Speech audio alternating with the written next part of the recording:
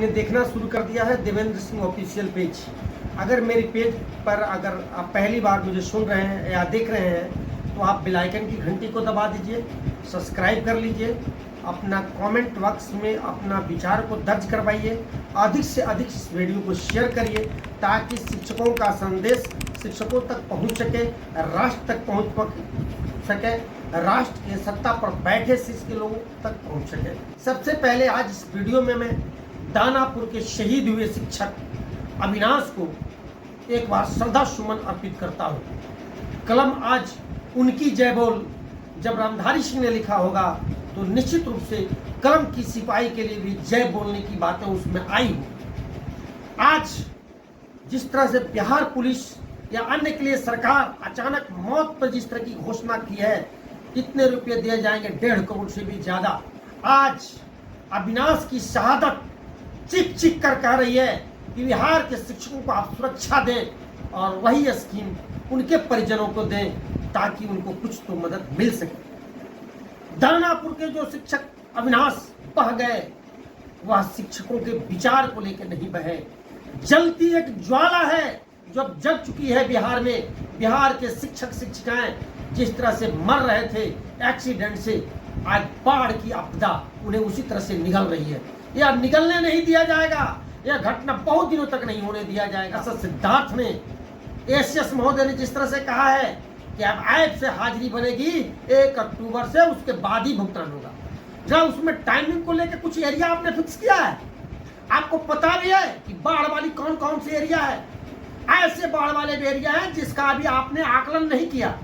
बहुत सारे बिहार के अधिकांश ऐसे जिले हैं जो बाढ़ से घिरे हुए हैं, जहाँ के शिक्षकों को जाना ही नहीं। बहुत सारे शिक्षक शिक्षिकाएं इस बाढ़ के आपदा में कहाँ बाढ़ से कटा हुआ है, कहाँ गड्ढा है, कहाँ तेज धारा बहती है, इससे वो अभिज्ञ हैं। दूसरे राज्य से आए हैं माननीय शिक्षा एसीएस महोदय जी, माननीय शिक्षा मंत्री जी, माननीय मुख्यमंत्री जी और माननीय विपक्ष में बैठे नेताजी लोग भी सुन लीजिए कि यह ऐसा बात नहीं है कि कल ये सवाल नहीं उठेंगे, ये ज्वलंत सवाल है उठेंगे और इनका समाधान आपको ढूंढना होगा। और बिहार के शिक्षक शिक्षिकाओं ने जिस तरह से शहादत दिया है, अपना अविनाश की शहादत यह बात बता रही है कि वहां के नायकों ने उनका जान नहीं बचाया, उनके पास चौकट नहीं थे।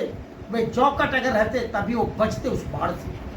आपने बिहार के शिक्षकों को इस आशय पर मरने के लिए छोड़ दिया है कि तुम मेरे नौकर हो, तुम राष्ट्र निर्माता नहीं हो। आपने उसे नौकर से भी बदतर, यहां तक कि आप उसे गुलाम समझ रहे हैं। बिहार के शिक्षक गुलाम नहीं है, कलम के सिपाही हैं और कलम के सिपाहियों का जहां अपमान होता है उस राष्ट्र और उस राज्य का सत्ता अपने आप मिट जाती है। सत्ता हरदम कलम में झुकती रही है, कलमकारों के सामने झुकती रही है। रामधारी सिंह ने लिखा होगा जब कलम आज उनकी जय बोल, उस जय बोल में एक शहीद शिक्षकों का भी नाम जुड़ा होगा या जोड़ना चाहिए। बिहार के शिक्षक जिस तरह से शहादत दे रहे हैं उनकी शहादत बाकी नहीं जाएगी। हम बिहार सरकार से मांग करते हैं कि वैसे शिक्षकों को जिस तरह से कलम के सिपाही हैं, आपने बिहार के सिपाहियों के लिए 1.5 करोड़ का पैकेज दिया है अचानक मौत पे, ठीक उसी तरह का पैकेज बिहार के कलमकारों को देना होगा, शिक्षकों को देना होगा। और एक नई सरकार जो लेकर आई है, ओपीएस के जगह एनपीएस लाई, एनपीएस के जगह यूपीएस लाई है, यह बर्दाश्त नहीं है। वो मेरे पैसा लूटने का एक तरीका है। कोई शिक्षक अगर 20 लाख रुपया उसके 10% करते हैं, आप कहते हैं कि अंतिम समय में उसके 6 महीने का पेमेंट दे देंगे। अगर उसका 50,000 पेमेंट होगा तो आप 3 लाख देंगे, काट लेंगे, 20 लाख रख लेंगे और 3 लाख दे देंगे। आप चालाक बन गए, बहुत ही चालाक है यार। और कह रहे हैं कि हम 50% की गारंटी कर रहे हैं और कह रहे हैं कि अंतिम महीना में, अंतिम साल में जो उनका वेतन होगा जनवरी से दिसंबर तक के बीच का आप एक प्रतिशत निकालेंगे, उसके 50% देंगे। आप बिहार के गरीब और झोल बता रहे हैं शिक्षकों को, अपने झोल और जाल में नहीं फंसाइए। बिहार के शिक्षकों का एक मात्र मांग रहा है, मैंने भी अपने वीडियो में उठाया था कि बिहार के शिक्षक सहित राष्ट्र के तमाम कर्मचारी मांग रहे हैं ओपीएस ओपीएस ओपीएस, यूपीएस आई। इसका भय नहीं दिखाइए, इसका हाथ नहीं बताइए। कुछ पत्तल चट्टे संगठन मिले हैं, वो तो खुद जो जितने कर्मचारी संगठन गए थे अपने आप तो लेते हैं ओपीएस और हमको ईपीएस और एनपीएस दिलाने की सिफारिश कर रहे हैं। और आप लोग कह रहे हैं कि यूपीएस जो टीम ने बनाया उसने 24 घंटा मेहनत किया। क्या मेहनत किया जी? आप हूबहू एनपीएस को आपने कन्वर्ट कर दिया। इससे एनपीएस जो बनाए थे उसी को यूपीएस में कन्वर्ट कर लिया।